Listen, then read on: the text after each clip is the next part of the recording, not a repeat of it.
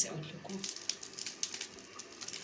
وبقاله كتير جدا، يعني انا سايباه بقاله شويه عقبال ما. السلام عليكم ورحمة الله وبركاته يا حلوين. انا سبتكم بس تسمعوا الاول واديكم سامعين برضو. بجد يعني عايزة اقول لكم ان الوصفة دي انتوا لازم تسيبوها عندكم وبجد تعملوا باللي فيها ده كله، بجد هتفرق معاكم جدا. اللي ما بيحبش السمك وما كانش بيحب يعمله هيحب يعمله بعد الوصفة دي.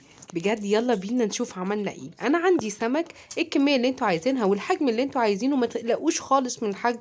يستوي مقرمش مش مقرمش، هيبقى طري مش هيبقى مظبوط، اي حاجه.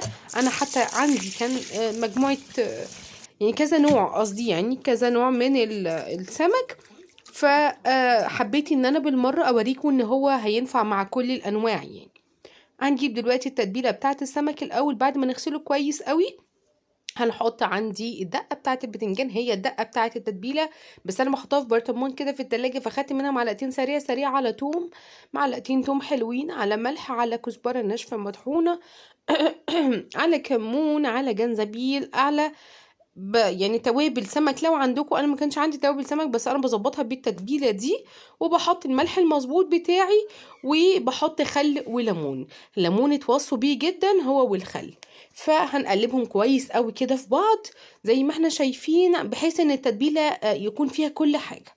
همسك السمك بتاعي واتبله كويس قوي بالتتبيله اللي قصادي دي زي ما احنا شايفين كده.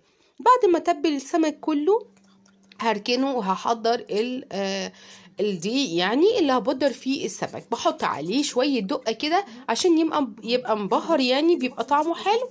وبعد كده ببتدي بقى ان انا اديكوا السر بتاع السمك المقرمش والزيت اللي ما يتحرقش لاخر سمكية او اخر قطعة انتوا تحمروها فيه معانا دلوقتي. بصوا يعني نضيف الحلقة بتاعتنا النهاردة نص كوباية مية بس كده. هي نص كوباية مية، كوباية مية بالكتير قوي على حسب الكمية اللي معاكو، يعني بحيث ان هي تبقى تغميسة دي ان انا ما اغرقش فيها السمك بتاعي. يعني انا عملته بدقيق قدامكم زي ما انتوا شفتوا كده، ورحت مغمساه مغطساه كده على طول في المية، ورحت مطلعاه وبس كده. هكمل الباقي برضو هوريكم لغاية اخر وقت الدنيا عاملة ازاي، وبجد هتفرق معاكم جدا جدا. والزيت مش هيتحرق منكم خالص خالص، يعني انتوا هتشوفوا بنفسكم كل حاجة دلوقتي وقدامكم كل حاجة اهو زي ما احنا شايفين. بصوا كده الزيت في البداية خالص اكيد بيبقى كده لسه فاتح، ونكمل الباقي برضو زي ما احنا شايفين كده.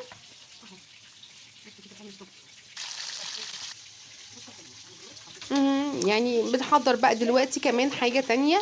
بنحضر شبكة عندنا بتاعة الفرن، انا كانت بتاعة الفرن اللي هو الكهربائي الصغنون ده، وبحط تحتيه حاجة بس عشان لو في زيت. بطلع السمك بعد ما بيتقلي وشه وظهره من غير زيت كتير اصلا، ولا ان انا احط ازازة زيت كاملة عشان اقلي شوية سمك يعني. بحطها كده زي ما احنا شايفين، واحط عليها السمك كل ما يطلع واعمله. هنعمل برضو دول بنفس الطريقة. بصوا كل الأنواع أنا كان عندي كذا نوع بصراحة، يعني عندي الجزل اللي هو الكبير خالص، وعندي الصغير، وعندي مكرونة كده يعني، فكان عندي كذا نوع. فأنا حبيت إن أنا أوريكم بجد إن هو كل الأنواع مش هتفرق يعني عشان حاجة واحدة بس، ولا كبير ولا صغنن مش هيستوي مش مقرمش، مش كده خالص. بصوا الزيت انا عماله اقلي والله، يعني انا ما بصفيش الزيت، انا حطيت زيت بس زياده لو الزيت نقص، بس هو ده فقط اللي كنت بعمله، ما بعملش حاجه تانية. المكرونه اهي برضو ببدرها كويس قوي بالدقيق، وبعد ما ببدرها بروح حطاها برضو اغطسها كده في الميه واخطفها على طول، واروح حطاها في الزيت بتاعي. صغنن كبير مش هيفرق معاكوا الحجم خالص.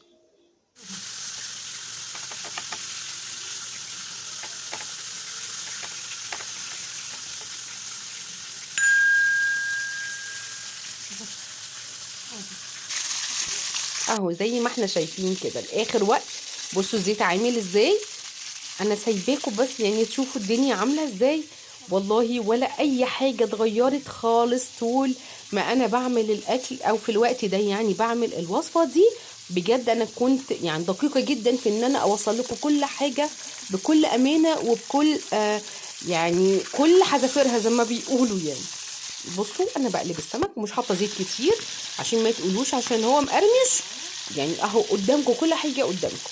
انا بزود زيت بس في المعقول علشان لو انا عايزه احس ان هو الزيت ابتدى ينقص او الدنيا ابتدت تنقص مني، بس كده. انما انا ولا بصفي ولا اصلا بغير زيت ولا اي حاجه، اهو كله ورا بعضه قدامكم. يعني اللي هو ده ورا ده ورا ده علشان لاخر طاسه، على فكره لاخر وقت انا بعمل فيه السمك زي ما انتوا شايفين كده اهو. خدوا بالكم كويس قوي من الزيت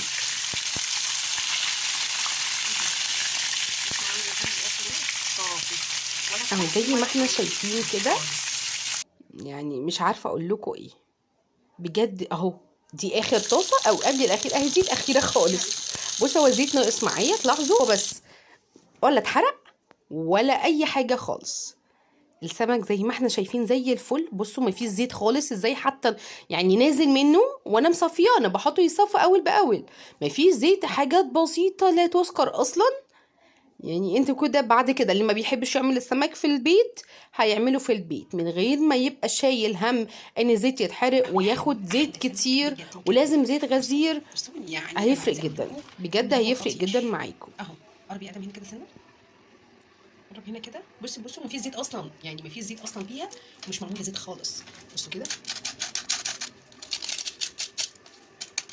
يعني انا عايزه اقول لكم بقاله كتير جدا، يعني انا سايباه بقاله شويه عقبال ما برد عشان اعرف امسكه.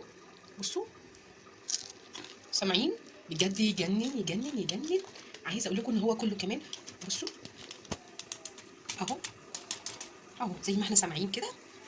بصوا بجد تحفه، يجنن يجنن يجنن يا جماعه. بجد انا مش عارفه اقول لكم كان طعمه، هي لحمه احنا بناكل فراخ حاجه كده يعني. بجد كان طعمه حلو قوي.